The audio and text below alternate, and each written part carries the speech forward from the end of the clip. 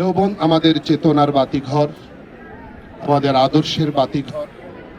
আমরা যদি গোড়া ভুলে যাই, শেকড় থেকে বিচ্ছিন্ন হয়ে যাই, তাহলে একটা পর্যায়ে আমরা ছিটকে পড়ব, বাস্তব জায়গা থেকে, সঠিক জায়গা থেকে আমরা ছিটকে পড়ে যাব।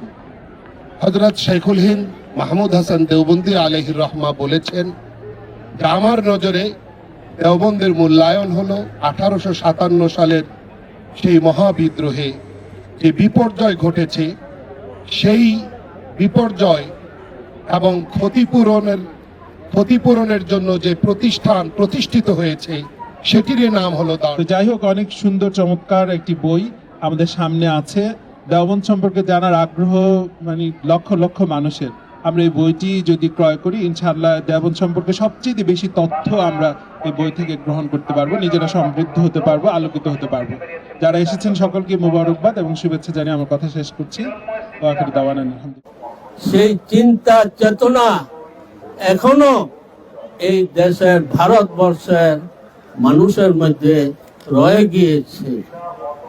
সেই চিন্তা চেতনাকে দূর করতে হইলে আমাদের দারুল উলুম দেওবন্দ একটি ইতিহাস, একটি ঐতিহ্য, একটি আদর্শ, এটা ধারণ করে আমরা ভারত উপমহাদেশের স্বাধীনতা, সার্বভৌমত্ব সব জায়গায় দারুল উলুম দেওবন্দের পদচারণ আমরা লক্ষ্য করতে পারি।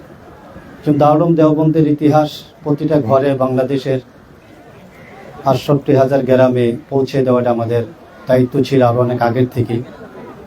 এটার যিনি সার্বিক তত্ত্বাবধান করেছেন বাংলাদেশ থেকে জামিয়া হুসাইনিয়া ইসলামিয়া আরজাবাদ মাদ্রাসার স্বনামধন্য মহাপরিচালক হযরত মাওলানা বাহাউদ্দিন জাকারিয়া সাহেব, আমরা অনেক কাছে থেকে দেখেছি। প্রায় 1 বছর লাগিয়ে তিনি বিভিন্নভাবে পরিশ্রম করে, দিনরাত মেহনত করে এটা প্রকাশনা করেছেন।